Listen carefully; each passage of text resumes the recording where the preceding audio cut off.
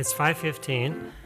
We have a quorum, and so do we need to do anything to start the meeting, or just start? I will call the meeting to order, and the first item on the agenda is the approval of Port Authority minutes from our last meeting. So I would entertain a motion for their approval. Mr. President, so moved. Second. Motion made by the mayor and seconded by Commissioner Hunt. Any? Yeah, well, I wasn't there either, so I don't. We both can't abstain. Do we have to wait? Majority. I actually don't know the protocol for that. I will ask Melissa Mandershed. We can hold that over until. Okay, well, let's just hold it over for a minute. I believe my understanding is that it's not forbidden, but it's just kind of protocol that you don't vote it. So I mean, you certainly could vote on the issue. Okay. Well, if we need it, I'm happy to do that. Well, why don't we check with our legal counsel and see what is proper in this case. Why don't we move ahead with the introduction of the new employees, and then we can see if we get the rest of our members here so that we can have a sufficient number that were there. All right. Thank you, President and Commissioners. We have two new staff members, one of whom was unfortunately not able to join us this evening, but I'm going to read her bio and you will get to meet her at another time. And then I will introduce our second staff member after. So Priscilla Mayoa joined the Port team on March 3rd as a business assistance specialist. In this new role, Priscilla will focus on business assistance, serving as a connector between the business community, economic development partners, and the city. As liaison to the business community, she will actively cultivate relationships with entrepreneurs, business owners, and organizations dedicated to small business development, administer and evaluate business programs, provide assistance and guidance to businesses located or considering Bloomington, and help business owners connect to resources. Priscilla previously worked for the City of Bloomington in 2023 through the Capital Pathways Internship Program, administered by the Citizens League of Minnesota. Her primary role was co-developing and carrying out the implementation of the Bloom in Bloomington program. She has spent her time since as a youth council director at the Minnesota Alliance with Youth, where she oversaw the statewide operations of the Minnesota Youth Council. And Priscilla will be working with Barb in our business assistance team. And again, she sends her regards. She is on a flight right now. Priscilla I missed the last Mayoa. name.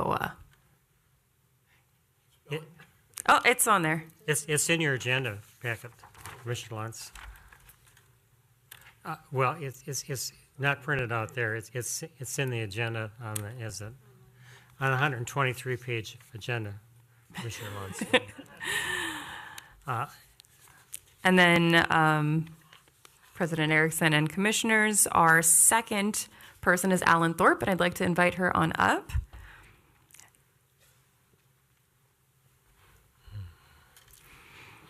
Alan joined the Port team on March 10th as an economic development analyst and will be focusing on supporting our work with real estate development projects and analysis. Alan is a graduate of the University of Minnesota with a degree in housing studies. She spent the first part of her career in property management and has most recently been working in commercial real estate. As a local researcher, she analyzed sale and leasing trends across all property types, like office, industrial, retail, medical office, data centers, land, and multifamily. She moved on to national roles where she focused on business development, trend analysis, and process improvement. Alan is very excited to transition to the public sector from corporate. Outside of work, she lives vicariously through her friends with pets, goes on walks, bikes rides, and swims. This fall, Bike rides, wow. We got a biker here. Okay, this fall will mark the 10-year anniversary of her cooking club. She also enjoys reading, traveling, checking out new restaurants, and spending time with family and friends. Alan, would you like to say anything else? I think so, just I'm very excited to be here. So, is it on? Should be. Yep. Okay.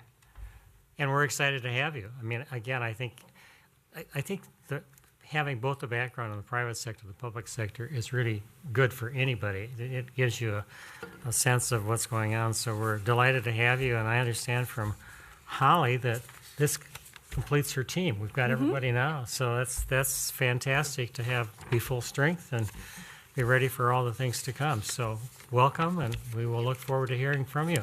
Great. Thank you. Thank you. And I just looked over who's going to be here actually, and we are not going to have the 4 people that were at the last meeting here together. So I've already entertained a motion for the approval of the minutes. Several of us, Commissioner Luntz and myself, were not there, but I would entertain, why don't we vote on it? And if this causes a problem with our legal, we can re-vote on it the next time. Do not need to be present. President Erickson, our legal counsel, says you do not need to be present to vote, but we could continue until the next meeting. However, I will say that Commissioners Hunt and Nelson were both present, and the mayor. So I think 3 is solid. Okay, well, I would then, we've already got the motion in a second, so all in favor of the motion, please signify by saying aye. Aye. Opposed? Motion carried. And I guess technically there's 2 of us that said we had abstained, but so it would be 3. Motion carries. Precarious eye. I'm sorry? That's precarious. Precarious. Yes. When I was on the boat on the Amazon, I was watching it, Commissioner Nelson. So. When it was 3 o'clock in the afternoon, Yeah. 80 degrees in Yeah. California, Yeah. I was watching it. Yeah, so, yeah. I mean, we are dedicated without question. All right, enough. Okay, the next item then on the agenda is our presentation. I think we're going to have the Bloomington Citywide Creative Placemaking. So we're looking forward. Is Alejandra going to do that? Mm-hmm. Great, fantastic. Hello, President, Commissioners. Thank you for having me tonight. Just want to make sure that this is working here for me. Okay, great. Again, Alejandra Palinka, I'm the Director of Creative Placemaking. Thrilled to be here tonight to share this plan with you, and thank you for the opportunity to share a little bit of information about this plan. So this plan will really serve as a framework to guide our future activities and projects. So creative placemaking staff and commissioners will really work together to prioritize projects on an annual basis in consideration of capacity, budget, existing opportunities and conditions, community input, and partnerships. So I want to just start off briefly talking about what creative placemaking is and why it's impactful. So we really look at creative placemaking as a process that integrates arts, culture, and design to strengthen and connect communities. So it isn't just about art and beautification, although that's a great outcome. At the core, it's really about people. So when Bloomington invests in creative placemaking, we create spaces where people want to gather together. We empower local artists, we attract visitors, support small businesses, and make visible the incredible diversity of stories, history, and cultures in our community.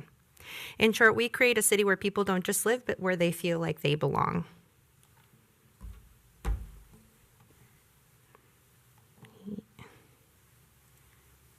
we go. As you know, creative placemaking is not new to Bloomington. The South Loop District Creative Placemaking Plan was approved by Council in 2015. And over the past decade, we've seen murals, public art, performances, painted utility boxes, poetry and sidewalks, and more have helped to enliven and transform the South Loop District. It was critical to ensure that this plan intentionally aligns with other planning efforts across the city, including the city's comprehensive plan and the Bloomington Tomorrow Together strategic plan. And this plan is actually an outcome of the BTT community-led identified strategic outcome of a connected, welcoming community, which includes expanding the creative placemaking program across the city as a strategic initiative. This plan is also focused on the voices of the community, and we worked with 4 local artists who are based in Bloomington. And over the summer and fall, they engaged with over 4,000 residents through workshops, festivals, and surveys in 20 activities that took place across the city. Their work included listening and engaging the community, ensuring that the plan reflects the community's wants and needs. We heard loud and clear that people want a more connected, diverse, welcoming, and vibrant Bloomington, so we updated the mission for creative placemaking, centering on 4 key principles: celebrating and reflecting diverse perspectives, supporting local arts and culture, promoting exceptional public places, and creating a vibrant and inclusive community to live, work, and visit. Building on this new mission, our discussion with city staff, community leaders, commissioners, our dedicated advisory committee, and listening to community voices and more, this plan is centered on 5 goals. 1, empowering artists and culture bearers, so supporting artists as contributors to Bloomington's creative and economic future. 2, ensuring equity and inclusion, ensuring that public spaces and cultural activities reflect our city's diversity. Fostering connection, using art and culture to bring people together in joyful and meaningful ways. Strengthening belonging, helping residents and visitors feel at home and proud in this community. And expanding creative placemaking citywide and being really strategic in considering resources, expertise, capacity, policies, and partnerships to support our expanded scope of work. So within this plan, there are detailed strategies, recommended activities, measurements, and cost estimates for each of those goals to help guide us in our decision making. Throughout the process of developing this plan, we were also mindful of how it could help support the goals for the Port Authority Economic Development Strategic Plan. So a few examples that relate to the Port Plan's Thriving Places objective include partnering with other city departments on initiatives. So for example, the Site and Facade Improvement Program and the Toolkit for Aging Commercial Nodes. Exploring cultural and creative focused links that build threads across the city, such as pocket parks. Conducting a comprehensive economic impact study of Bloomington's creative industries, and collaborating closely with Port's small business team to ensure creative entrepreneurs have access to resources and business support. We also recognize that the place in creative placemaking is key. So as the work expands citywide, it's critical that we expand high-impact public spaces where creative placemaking can align with other city and community efforts. So in the plan, you'll see how we considered community input, future public projects, existing assets, and public health focus areas using Met Council and CDC data. This helped us identify areas most in need of creative placemaking to ensure that resources are equitably distributed, improving well-being and resilience where it's needed most. Outcomes for the goals and work resulting from this plan have potential to contribute to many community benefits. Just for example, supporting local artists and contributing to the city's creative economy, enhancing public safety and community well-being. And research actually shows that well-designed, creatively activated spaces help foster community pride and can help reduce crime. And revitalizing neighborhoods. Research also shows generally Midwestern communities like Minnesota benefit from strong local support networks that emphasize arts funding and community-driven initiatives. A significant majority of Americans believe that arts and culture improve their community's livability, and the arts and culture sector in Bloomington specifically has an economic impact of $12.1 million. So with that, just would like to thank you again for your time and also thank the many individuals who contributed their time, talent, and vision to shaping this plan. I'll take any questions. Well, it's just a comment I think other people may have too. One of the things that is exciting to me is just having traveled all over the world, in many European cities in particular, you see a lot of art, a lot of things, and it just makes the place more comfortable. And as we take and develop these new neighborhoods, I mean, again, it's just nice to see some of these things that swing, for example, in South Loop. It's just something that, is simple, but it makes people excited. So I'm excited about what you're doing, and I think it's very good that you're expanding the focus to look at the broader area. And I'm sure the mayor's got some thoughts on that too. But Absolutely. Thank you, Mr. President, and thank you, Ali. Better the second time than the first. Councilmember Nelson and I have seen this presentation already at least once. So, but I agree with Mr. President that it just excites me to think about the possibilities for this, and especially the citywide reach that we can now do because of the reorganization. I think is so very exciting, and folks that I have talked to are very excited about it. And I think you're also spot on in strategically finding places where they're going to have the biggest impact, where the people are, whether it's Dred Scott or Sunrise Park or different places like that across the entire city, to really bring this to people, and again, to bring it to where they are, not to require them to come to the South Loop or to City Hall or you know, an arts gallery, but in their neighborhood and in their parks. And I think it's a great way of doing it. And I mean, as we talked about when you presented for the council, I mean, this Bloomington creative placemaking literally sets the standards nationally. I mean, there's just nobody else doing the work that you folks are doing. And so hats off to you and for the work that you're doing, the leadership that you're showing, and the way you're leading the way in creative placemaking across the country. Well done. Thank you, President. Thank you, Mayor. Other questions, comments? Mr. Luntz? Yeah, I like it and I appreciate it. Thanks. And I just, Mr. Practical, when you want to do something or promulgate a painting, an artwork, whatever, on a public thing like a utility box, well, it's not public, it's privately owned. What do you have to do? What's the step-by-step? Thank you, Commissioner Luntz. Yes, that's a big part of creative placemaking is the process and how we develop these projects. So that's why we don't just implement them overnight. We consider a lot of things. To start off with, we take a scan of where it's going to be, who's involved, who's impacted, how we can get them involved. So in commissioning an artwork, sometimes it's a direct commission, sometimes there's a general call for art, an RFQ or an RFP.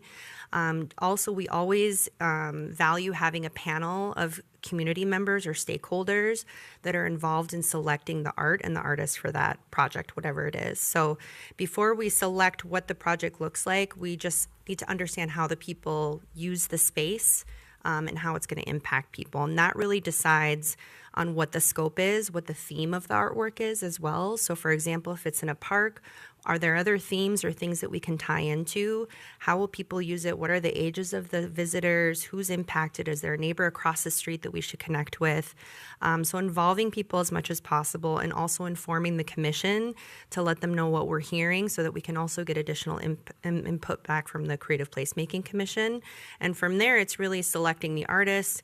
We have to give them time to fabricate it and to install it. So that process can take, anywhere from really expedited 6 months to 2 to 3 years even. So it's quite extensive.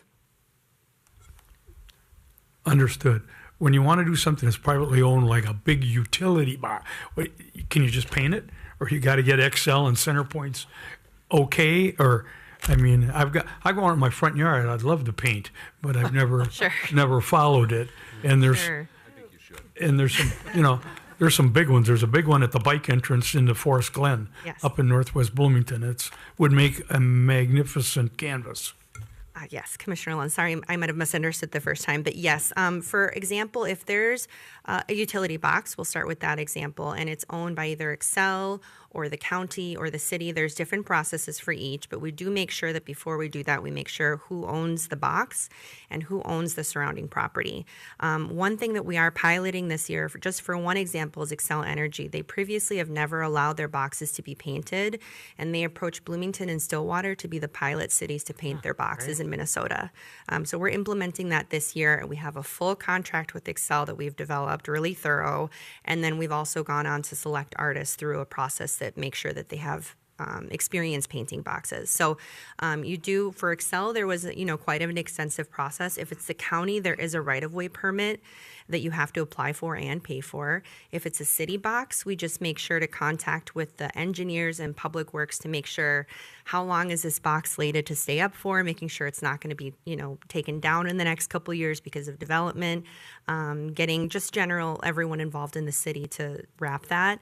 But there really is just making sure to reach out to the owner of that box to make sure and each one of the owners will have a different approval process to do that. And then we work independently with vinyl wrap vendors and artists to do the work. So you're telling me I just can't paint pink flamingos on the one in my front yard? I'd assume not, but I have to know who owns it to figure out what the next step is for that. Oh, then no, probably not. Well, Commissioner Luntz, I'm sure that if you wanted to, some of us could arrange to put some pink flamingos just out in your front yard or something. Only if you had a mirror ball with it. All right. On that note, other questions? Well, thank you. Is she going to go right into the next one? Great. And I'll invite my colleague Catherine Murray up here, our creative placemaking specialist for the work plan presentation.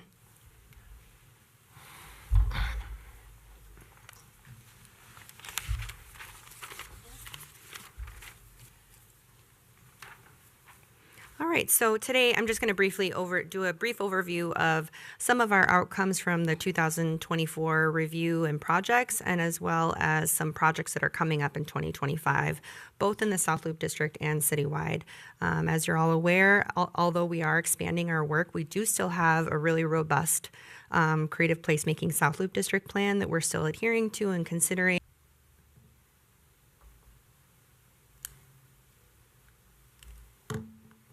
There we go.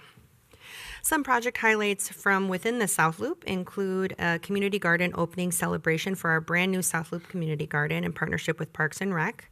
We also partnered with Parks and Rec on a Sunday Funday music series. We held a Latino Nature Fest at the Minnesota Valley National Wildlife Refuge and supported community events such as On the One Music Festival. We also installed 8 art box designs, and those specifically were vinyl wrap designs. We have painted boxes coming up this year. Citywide, the development of the citywide creative placemaking plan was quite the extensive project for us to be working on last year, and that included us helping to coordinate those 20 artist-led pop-up engagement activities throughout the city. We partnered with Public Health on the COVID-19 Art Memorial engagement, so any of the engagement sessions related to that were things that we helped to coordinate. We also supported community events and Juneteenth.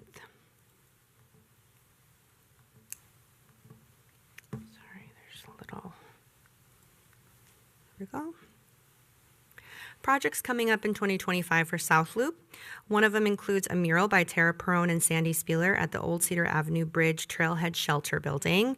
Tara Perone is also going to be installing an indigenous medicinal garden and taking on interns to help share knowledge in terms of seed keeping and growing and harvesting a garden like this. We also have additional art box projects, including that pilot program I mentioned with Excel to paint boxes. We're exploring Creative Spark program and a SICK temporary art in front of the development off of Lindau, and artist creative business development in considering how we can support artists professionally in the South Loop. Some events that we have coming up are our third now Nature Fest at Minnesota Valley National Wildlife Refuge on July 26th. We're partnering again with Parks and Recreation to activate Bloomington Central Station Park on a Sunday Funday music series. And we're also partnering with the Parks and Rec on the One Music Festival in August.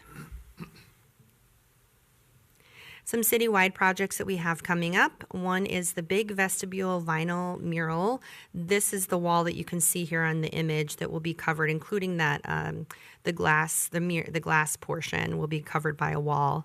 We are hiring an artist to do some engagement work and then to create a design, which a second vendor will come in and do a vinyl wrap onto the wall just to make sure that it can adhere and that, you know, it's a really busy place. So we want to make sure that there's a sustainable way in keeping up that mural in case something happens to the wall or we get a big stick that runs into it or something.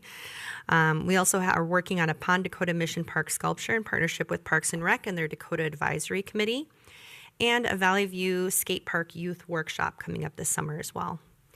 And we are developing a plan for the Community Health and Wellness Center. Some of the priorities that we identified for that already include a mural on the exterior part of the building and a sculpture walk on the trail.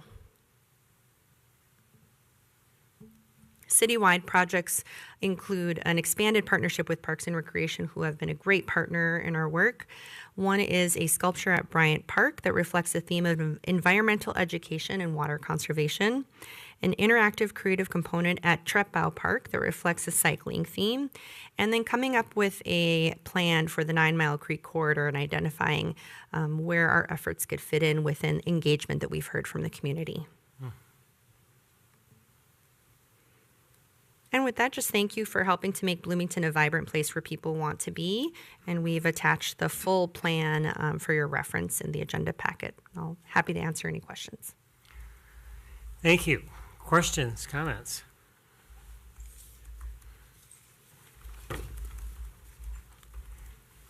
if I could, Mr. President, I just wanted to, thanks for this update as well. And just to let the commissioners know, the city council did approve both of these plans at a meeting about a month ago or so, I can't recall. So Yes, March 3rd, Mayor. good discussion, but a good, we did support and approve both And of these plans. Commissioner Nelson, on your second viewing, do you have any wisdom to impart to us? I think I said enough the first time. All right. Getting agreement, so that's good. Heated agreement.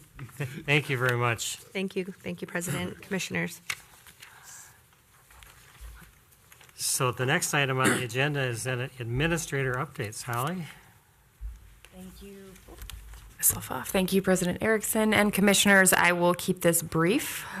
We took a field trip this morning to the SICK site. We were able to tour their manufacturing floor that's open now, their headquarters that is under construction, as well as the parking facility that the port helped to finance that will be partially used by SICK and partially open for public use. And they let us know that they plan to start occupancy as soon as August. So that was very exciting, and they are looking forward to having us back as soon as that is constructed. And then we went to Backstory, which is also another piece of good news, that we have that coffee shop in South Loop again. So it was a really nice opportunity to check out the area, see some of the progress, and we look forward to more good news from that area as well. I believe TKDA started moving in over March and April as well, so they're bringing 300 employees to the area too. And they are a work from both SICK and TKDA seem to really concentrate on bringing people into the office. So that's really good news. And as businesses are opening in the area, we hope those employees will help to support them. Another interesting thing we learned today is that SICK's office will also have training facilities in it, and they plan to bring in as many as 90 people a week to train. So while we think of them as more of a local employer and a manufacturing place, we are also seeing business travel out of them as well. So that's something to benefit our hotel community. So we're excited for that. I also wanted to preview for you that at our next meeting, we'll be talking about the Port Authority mission statement. We haven't really had a formal exercise around that in a long time, if ever. We have our general mandate of facilitating orderly economic development for the city of Bloomington. But with the economic development plan, we're looking forward to sharing with you some more refined thoughts around that and getting your feedback so we can have that mission statement to guide us moving forward. And then finally, if you wouldn't mind putting up, Marit, our scorecard. At a previous meeting, Commissioner Lenz expressed some interest in seeing a more fleshed out org chart of everyone now that we have so many new staff in the port. And so we will get that up.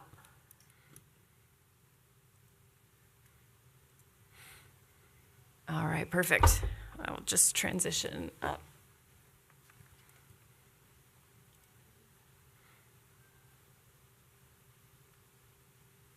Can you advance slides, please, Marit? Is it working? No. Next slide. Thank you. As you may recall, the way that the port is organized is we have a creative placemaking team. We have our real estate and development team. That was really what the port was before, but now we have a separate team for that. And then business assistance. We also now have our Bloomington program facilitator who's working on workforce development. And then Marit as our office support specialist. And then externally at the city, we have assistance from accounting and the city attorney's office. But I do want to say, because it came up within the team, that we all do business assistance. Everyone in the port is interacting with businesses all the time in different manners. And to some degree, you as our commissioners and our elected officials, you're doing business assistance too. The mayor is very generous with his time and frequently comes with us to meetings with large employers, different ribbon cuttings, and you should all be getting those invitations. We are all a part of making the business community feel welcome and really kind of changing the perception of doing business in Bloomington, and we have been hearing good feedback lately. So thank you for the time you've put into that as well. Next slide.